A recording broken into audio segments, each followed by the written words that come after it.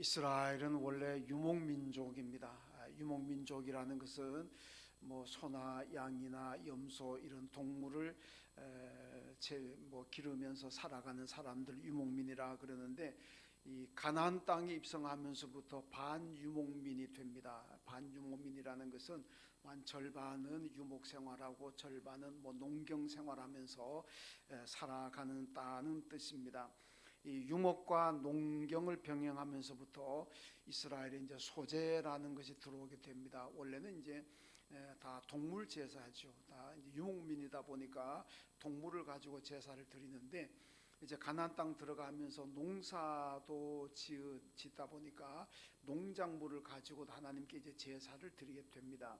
농작물을 가지고 드리는 제사가 이제 소제라는 것인데, 오늘 본문에 나오는 말씀이 바로 소제에 대한 말씀입니다. 소제를 어떻게 드려야 될 것인가, 이제 그거를 말씀하고 있습니다.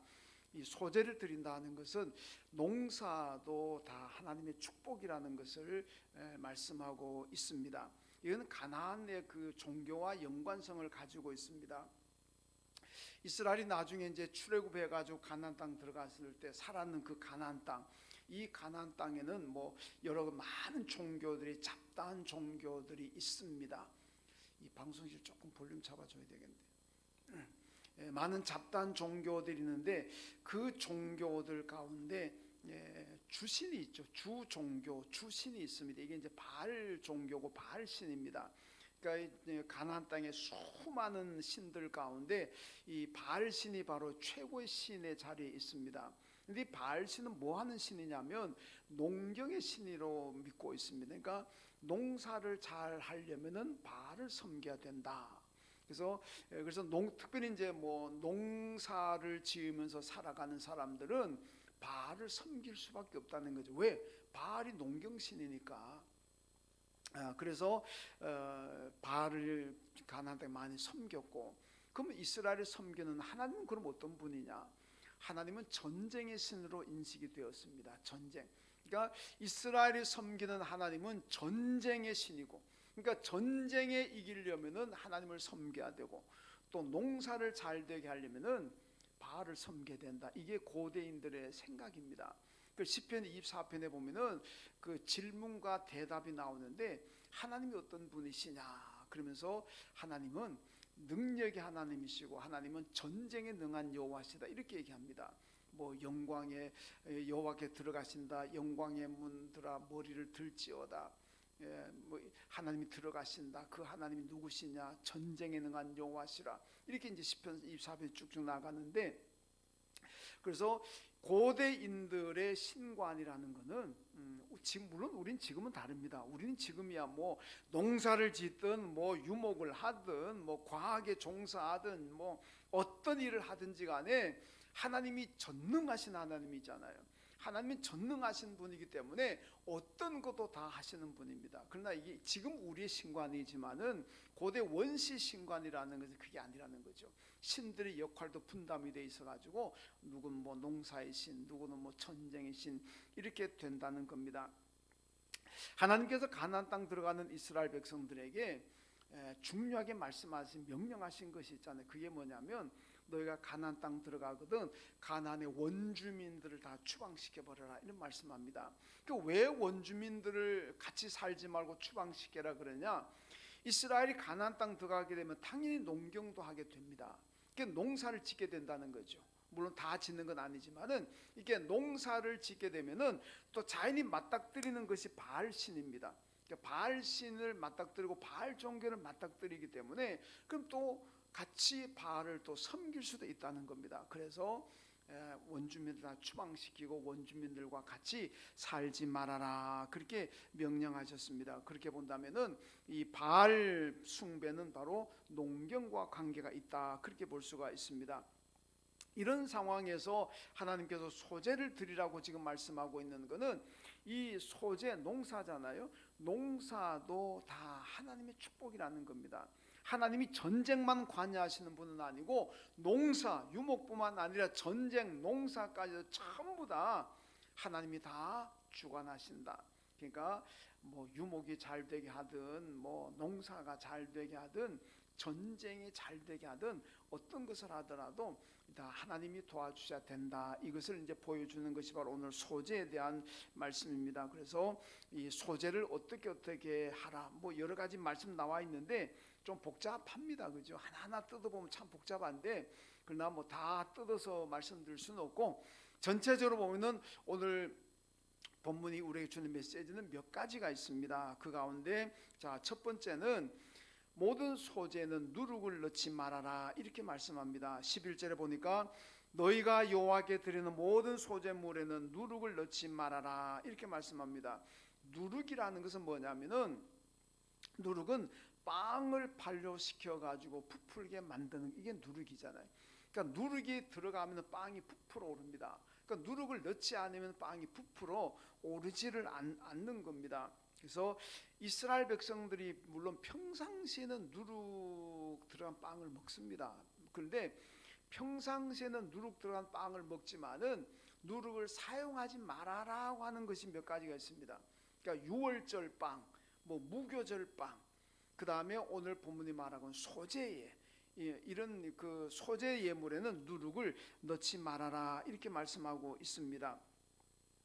왜 그러느냐? 이 누룩이라는 빵을 발효시키는데, 이 빵이 발효가 되면은 쉽게 부패하고 쉽게 빵이 썩고 쉽게 변질이 된다는 겁니다. 그래서 그 발효가 된 빵들은 빨리 썩어진다는 거죠. 그러니까 이것을 방지하는 겁니다. 그래서 이 소재의 이 누룩이라는 것은 부정과 불결, 뭐 범죄, 타락, 변질, 이런 것들을 상징한다고 볼 수가 있습니다. 그래서 소재는 넣지 말아라. 이 얘기는 이스라엘 백성들, 오늘 예수 믿는 사람들은 부패와 멀리해야 되고 썩어지는 것과 멀리해야 된다, 그런 말씀이죠. 여러분, 예배자들은 죄를 멀리해야 됩니다. 우리가 죄를 가지고 하나님께 예배 드린다는 것은 그냥 하나님이 기뻐 받으시는 예배가 아니라는 말씀입니다. 그러니까 죄가 없이 죄를 해결하고 우리가 예배를 드려야만 하나님께서 그 예배를 기쁘게 받으시는 거예요. 그럼 죄를 해결하고 하나님 앞에 예배 드리는 정결한 예배자가 되려면 어떻게 해야 될 것인가? 여러분, 미리 예배 시작하기 한 10분 전에 나오셔야 됩니다. 나오셔가지고 한 주간의 삶을 돌아보면서 하나님 앞에 죄 지은 것 회개해야 되지 않습니까? 회개하고 그리고 예배를 드려야 됩니다. 그래야 내가 정결한 예배자가 되는 겁니다. 마태복음 5장 23절에 예수님께서 말씀합니다. 예물을 제단에 드리려다가 거기서 내 형제에게 원망 들을 만한 일이 생각나거든 예물을 제단 앞에 두고 먼저 가서 형제와 화목하고 그리고 다시 와서 내게 예물을 드려라, 이렇게 말씀하죠. 그러니까 이 말씀을 오늘 예배와 연결시켜 본다면은, 예배를 드리러 왔다가 내가 죄 지은 것이 생각나거든 하나님 앞에 먼저 죄를 회개하라는 겁니다. 죄를 회개하고 용서받고 난 다음에 그리고 예배를 드려라. 그러면은 그 예배가 정결한 예배고 그 예배자도 정결한 예배자가 되고 또 하나님은 그 예배를 기쁘게 받으신다, 그런 말씀이죠. 근데 여러분, 예배는 하나님이 받으시는 정결한 예배가 돼야 됩니다. 그럼 어떻게 되겠습니까? 예배 드리기 전에 좀 일찍 와서 하나님 앞에 한 주간을 돌아보면서 회개해야 될 거 아닙니까? 근데 예배 시작하고 난 다음에 오면은 회개할 시간이 없어. 이미 예배가 시작됐는데 뭘 내가 조용히 지난 한 주간을 돌아보고 뭐 죄 지은 것이 뭔가 불신앙적인 뭔가 어떻게 돌아보겠습니까? 못 돌아봅니다. 이미 예배가 시작됐는데. 그래서 예배 드리고 난 다음에 딱 들어오게 되면은 회개할 시간이 없어요. 그러면 정결한 예배자가 안 됩니다. 그러니까 여러분, 예배 전에 최소한 10분 전에 오셔가지고 조용히 하나님 앞에 기도하면서 내가 한 주간 죄 지은 것이 무엇인가 생각하고 그리고 회개하십시오. 그리고 예배 딱 시작하면은 그 예배를 하나님께서 정결한 예배이기 때문에 기쁘게 받으실 줄로 믿습니다. 여러분, 구약의 제사가 여러 가지 제사가 나오는데 이 제사의 규례를 보면 공통적으로 하나님 말씀하는 게 있습니다. 그게 뭐냐? 흠 없는 제물을 드리라니. 흠 없는 제물. 흠이 있는 재물을 가지고 와서 드리지 말라는 얘기입니다. 뭐 병들고 무슨 전염병 걸리고 뭐 이런 것 들어가지 말고 흠이 없는 재물을 가지고 와서 제사 드리라. 그럼 하나님 그 제사 기쁘게 받으신다는 거 아닙니까? 흠 있는 재물을 가지고 와서 드리면은 하나님께 다 내쳐버립니다. 가지고 가라. 너희가 흠 있는 거 너희 백성의 지도자한테 가서 선물 갖다 바쳐봐라. 그 지도자 기쁘게 받겠는가? 응? 너희 백성의 지도자들도 흠 있는 거, 병드는 거 이런 거 갖다가 선물로 주면은 기분 나빠할 거 아니냐? 나도 똑같은 하나님께서 나도 똑같다는 얘기입니다. 흠 있는 재물 내게 가져오지 말아라. 여러분 예배자가 흠 있는 예배자가 되면 안 됩니다. 흠 없는 예배자가 돼야 돼. 그게 무슨 얘기냐? 여러분 예배 전에 오셔가지고 다 회개하고 그리고 예배 드리면은 여러분 흠이 없는 예배자가 될 줄로 믿습니다. 회개하지 못하고 그냥 와가지고 예배 드리면은 흠 그대로 가지고 있습니다. 흠 있는 예배자인 거예요. 같은 예배 드리는데 흠 있는 예배자가 되지 마시고 흠이 없는 예배자가 되시기를 주님의 이름으로 축원합니다. 이게 누룩 넣지 말라는 메시지입니다. 그 다음에 두 번째는 모든 소재물에 소금을 치라 이렇게 말씀합니다. 오늘 보면 13절에 보니까 내 모든 소재물에 소금을 치라. 내 하나님의 언약에 소금을 내 소재 빼지 못할지니 내 모든 예물에 소금을 들을지니라 이렇게 말씀합니다. 여러분 소금이라는 건 잘 아시겠습니다만은 부패를 방지하고 또 맛을 내기도 하고 여러분 소재물에 소금을 왜 치라 그러느냐? 부패를 방지하라, 썩어지는 것을 막아라 그런 말씀입니다. 여러분 예수님도 우리에게 그러잖아. 너희는 세상의 소금이다 이렇게 말씀하잖아요. 맛을 내는 삶을 살아야 되겠고 또 한편으로는 남들이 타락하고 죄를 짓고 부패해져 가는 것을 좀 막아라. 썩지 못하게, 죄 짓지 못하게 좀 하라 그런 말씀입니다.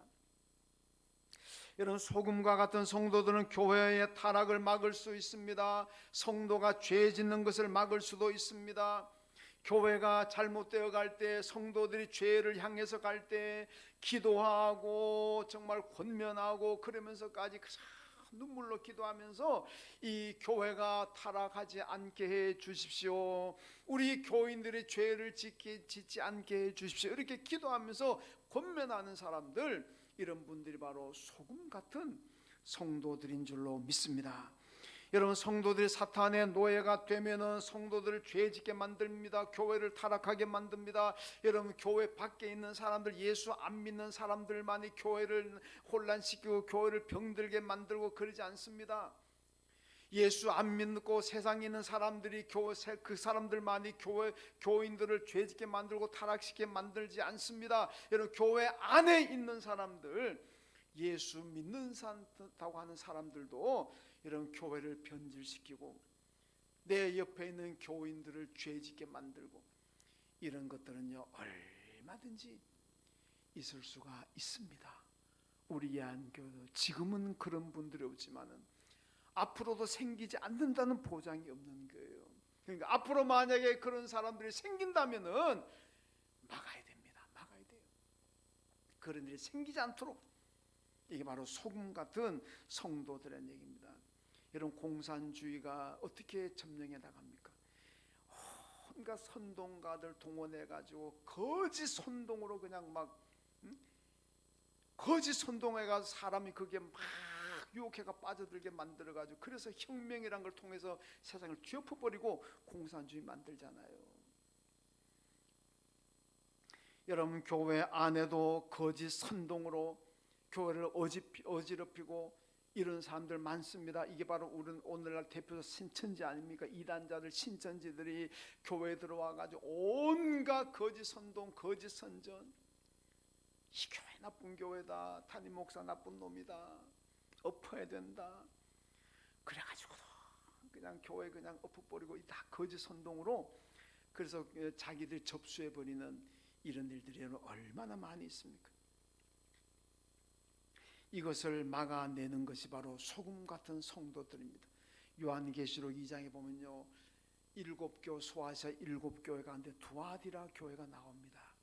이 두아디라 교회에 대해서 주님이 책망을 하시는데, 이 두아디라 교회가 왜 책망을 받느냐면요, 이 자칭 예언자라고 하는 이세벨이라는 여인이 나와가지고 교인들을 행음하게 만들고 그냥 우상 숭배하게 만들고, 그런데도 그 교회가 그걸 막지를 못합니다. 그냥 오히려 거기에 그냥 동화되어 가지고 이 자칭 예언자라고 떠들어다니는 이세벨을 따라가고 추종하는 사람들, 그 말에 그냥 넘어가 가지고 막 맞다고 같이 맞장구 치고 이런 사람들 생겨나는 거예요. 그래서 두아디라 교회 책망하기를, 어떻게 너희들이 그렇게 분별력이 없어가지고 그 거짓 예언자가 들어와가지고 교회를 갖다가 이렇게 혼란하게 만드는데도 그걸 알아차리지 못하고 그게 휩쓸려가지고 같이 일어나느냐. 책망하는 장면이 나옵니다. 그 두아디라 교회는 결국은 소금 같은 성도가 없기 때문에 그렇습니다.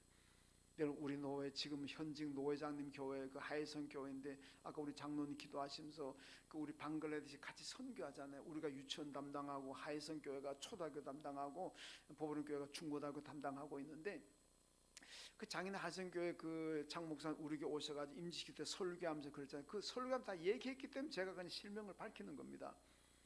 그 교회가 남양주에다 교회를 크게 짓고 교회가 잘 성장해 갔습니다. 부흥도 많이 했습니다.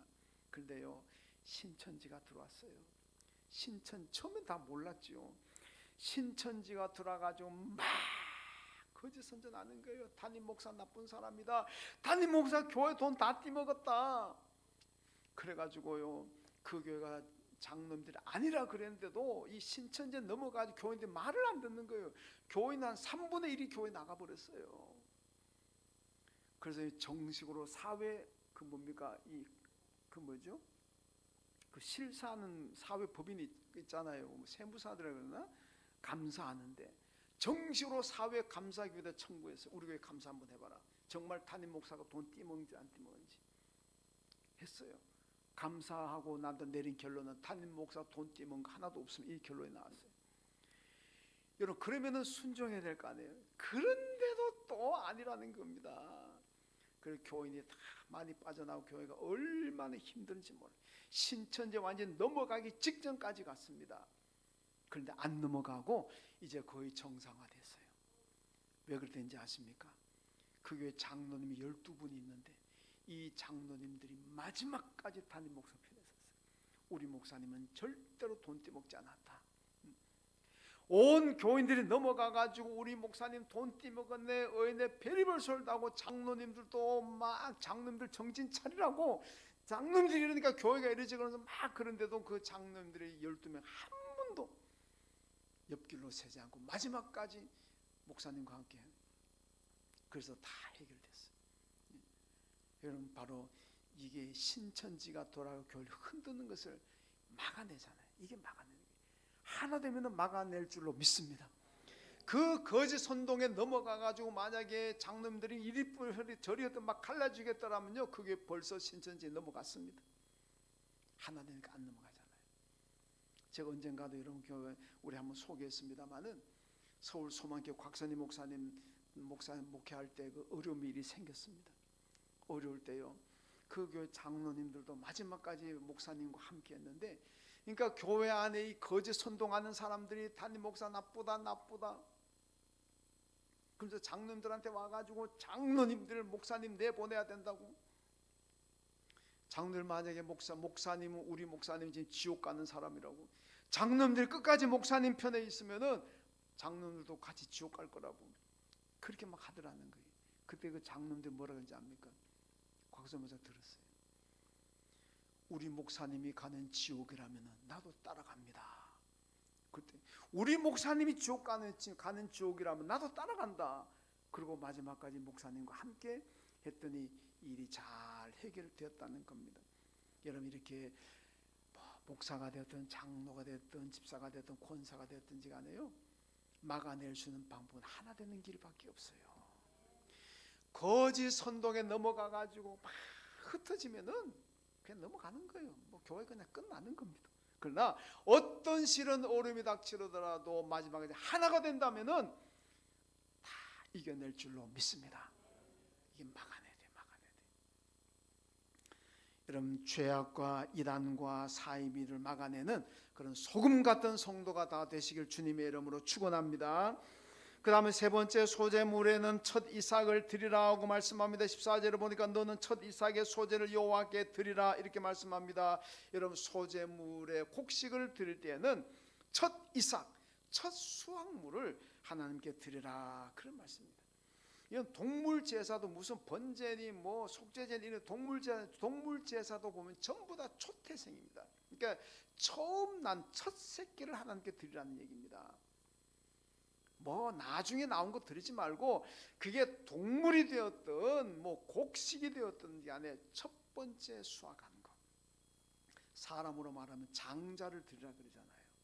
첫 번째 수확하는 것을 하나님께 드려라. 왜 그렇겠습니까? 먼저 하나님 생각하라는 겁니다. 어떤 일을 하든지 간에 먼저 하나님 생각하는 그런 신앙이 되라는 얘기입니다. 예수님께서 말씀하셨잖아요. 너희는 먼저 그의 나라와 그의 의를 구하라. 그리하면 이 모든 것을 너에게 더하시리라. 먼저 예수 잘 믿고 먼저 하나님 잘 섬기면 그 외에 나머지는 하나님이 다 책임져 주시고 다 축복하시는 줄로 믿습니다. 이게 중요한 거예요. 여러분, 처음 거 잘 들어야 됩니다. 남는 것을 하나님께 드리는 신앙 버리세요. 그 찌끄레기 신앙입니다. 시간 다 쓰다 남는 시간 하나님께 드리려고 그러고 물질 다 쓰다가 남는 거 하나님께 드리려고 그러고 하나님 좋아하시겠습니까? 먼저 하나님께서 구별하라는 얘기예요. 그래서 예배도요 1년에 첫 시간을 드리는 게 송구영신 예배 아닙니까? 한 달에 첫 시간을 드리는 게 월상 예배 아닙니까? 일주일에 첫 시간을 드리는 게 주일 예배 아닙니까? 하루에 첫 시간을 드리는 게 새벽기도 아닙니까? 이게 중요하다는 거예요. 왜? 처음 첫 시간을 드리잖아요. 1년에 첫 시간, 한 달에 첫 시간, 한 주일에 첫 시간, 하루에 첫 시간, 이게 드린다는 게 그만큼 중요한 거예요. 그러니까 첫 시간을 드리는 예배는 안 빠지고 나오시는 것이 큰 축복인 줄로 믿습니다. 여러분, 성도들 가운데 왜 예배를 못 드리십니까? 아이고 바빠서요. 왜 교회 봉사 잘 맡아놓고 잘 못하십니까? 아이고 바빠서요. 아까도 광고했으면 왜 기도 순서 맡았는데 왜 빠졌습니까? 아이고 바빠서요. 여러분, 바빠서 못한다는 것은 첫 이삭을 드리는 소재물 신앙이 아닙니다. 이거는요 남는 것을 하나님께 드리는 찌끄레기 신앙 가지고 있는 거예요. 이거 하나님 기뻐하지 않습니다. 여러분, 다윗이 성전 건축하려고 했는데 못하잖아요. 왜 못했습니까? 다윗 성전 건축하려고 하는데 왜 못했을까요? 여러분, 대개 아마 하나만 알고 있을 겁니다. 이건 두 가지 이유가 두 가지입니다. 하나는요, 여러분 구약의 그 이스라엘 역사서는 두 가지 역사서가 신명기 역사서가 있고 역대기 역사서가 있는데 이게 뭐 전문적인 얘기입니다만은 신명기 역사서는 먼저 나왔는 거고 역대기 역사서는 이스라엘 포로 후에 나왔습니다. 그러니까 역대기 역사서는 신명기 역사서를 참고로 해가지고 이스라엘 역사를 다시 쓴 거, 다시 재해석한 거, 이 역대기 역사서입니다. 그러니까 신명기 역사서 안에는 여호수아, 사사기, 뭐 사무엘상하, 열왕기상 이 6권 들어가죠. 역대기 역사서는 에스라, 느헤미야, 역대기상이 4권 들어갑니다. 그런데요, 신명기 역사서인 열왕기상 5장 3절에 보면은 다윗이 왜 성전 건축을 못했느냐? 전쟁하느라고 바빠서 성전 건축 못했다 이렇게 나와 있어요. 다윗이 전쟁하느라고 바쁘고 전쟁하느라고 너무 분주해가지고 성전 건축을 못했다. 이렇게 요건 잘 모르셨죠? 네, 이렇습니다. 그런데 그 뒤에 몇백 년 흘러가지고 뒤에 나왔던 역대기 역사서의 역대상 22장 8절에는 다윗이 전쟁으로 말미암아 너무 피를 많이 흘렸기 때문에 하나님께서 막으셨다. 여기는 하나님이 막으셔가지고 성전 건축을 못했다 이렇게 얘기합니다. 이게 무슨 얘기냐면요, 역대기 역사서는 다윗 솔로몬을 아주 이상적인 왕으로 그리는 역사가입니다. 그런데 그렇게 훌륭하고 믿음이 좋은 다윗 왕이 바빠서 성전 건축을 못했다. 이 택도 없는 얘기입니다. 이거는 있을 수 없는 얘기잖아요. 어떻게 믿음이 좋은, 최고로 믿음이 좋다는 다윗 왕이 바빠서 성전 건축을 못했다? 말이 안 되는 겁니다. 그러니까 역대 역사가가 바꿉니다. 바빠서 성전 건축을 못한 것이 아니고 전쟁의 피를 너무 많이 흘렸기 때문에 하나님께서 막았다. 그래서 성전 건축 못했다. 이렇게 바꾼 겁니다. 이런 이 사건이 우리에게 주는 메시지가 뭡니까? 오늘 우리도 마찬가지입니다. 바빠서 예배를 못 드렸다. 예수 믿고 구원받은 성도들이 바빠서 뭘 못했다. 이유가 안 된다는 겁니다. 여러분 믿음 생활에서 아이고 바빠서 예배 못 드렸어요. 바빠서 못한 이런 이유 되지 말라는 게 하나님께 안 된다는 겁니다. 어떻게 그냥 공짜로 구원받은 성도들이 바빠서 예배 못 드리고 바빠서 못하고, 이거는요 세상 사람들에게는 이해가 될 수가 있지만 하나님께는 용납이 안 되는 겁니다. 바쁘더라도 분주하더라도 믿음 생활 먼저 잘 하시길 주님의 이름으로 축원합니다. 제가 얼마 전에 이 한동대학 총장 하셨던 장순흥 총장이 쓴 그 하인이라는 책을 제가 참 감동이 읽었습니다. 이분에 보니까 서울대에서 원자력 공학과 전공했고 미국의 그 유명한 MIT 공대 가가지고 원자력 공학으로 석사 박사 다 했습니다. 그리고 28살에 카이스트 교수로 부임했고 카이스트에서 부총장 했고, 그리고 2014년부터 2022년 금년 아마 봄까지 한동대학 총장으로 재직했습니다.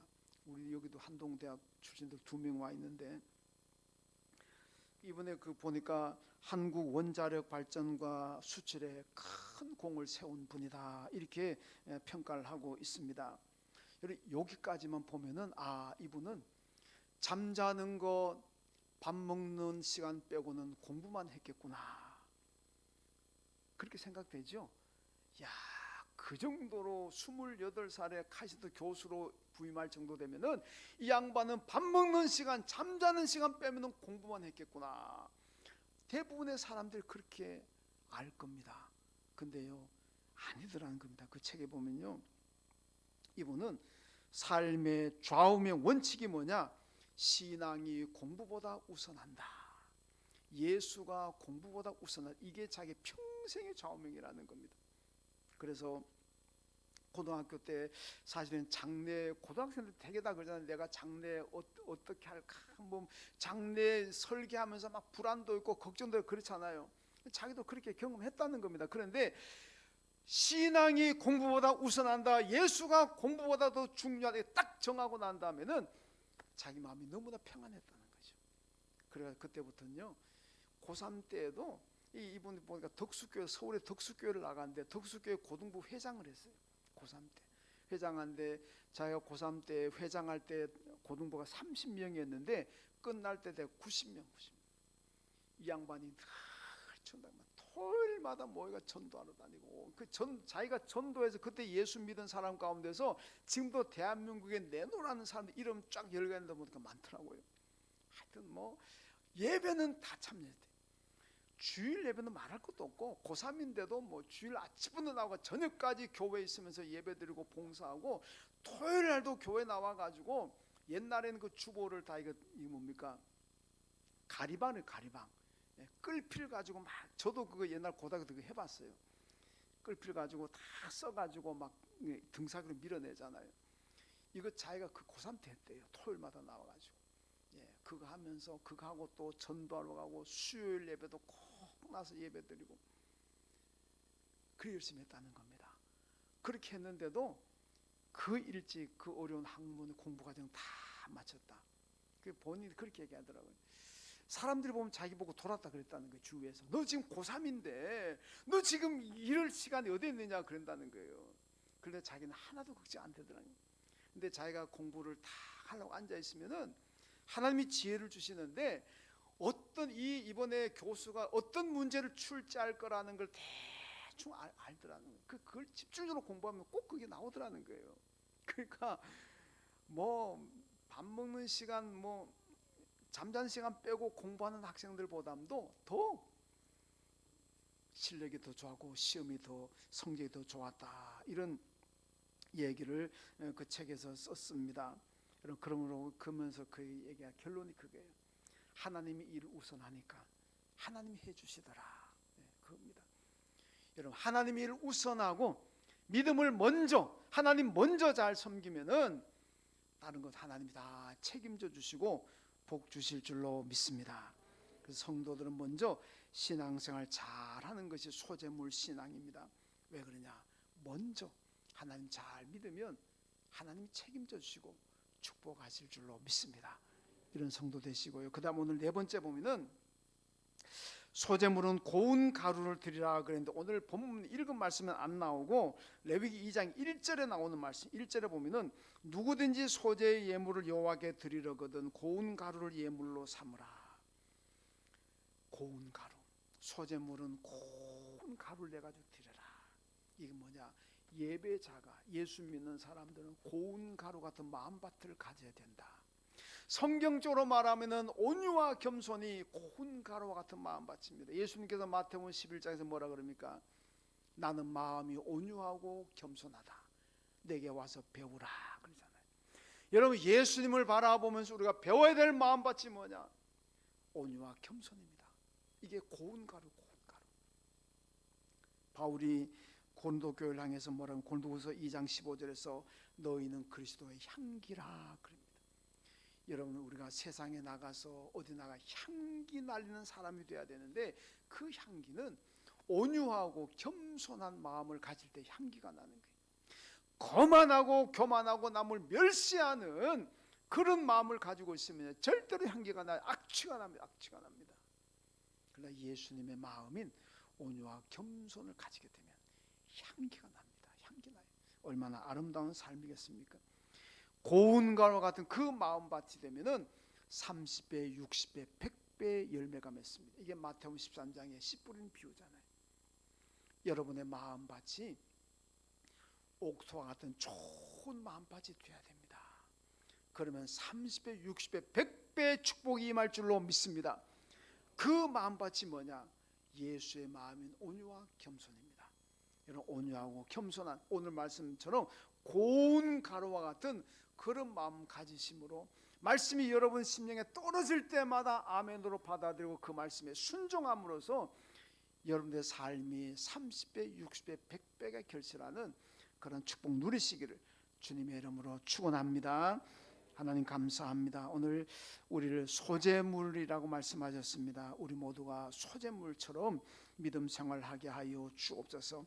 하나님 소재물에 누룩을 넣지 말라고 했습니다. 소금을 치라고 했습니다. 첫이삭을 드라고 말씀했습니다. 고운 가루가 되라고 말씀했습니다. 이 말씀대로 살아가는 저희가 되어서 30배, 60배, 100배의 열매 맺는 우리 모든 이 안의 식구들 되게 하여 주옵소서. 예수님의 이름으로 기도하옵나이다. 아멘.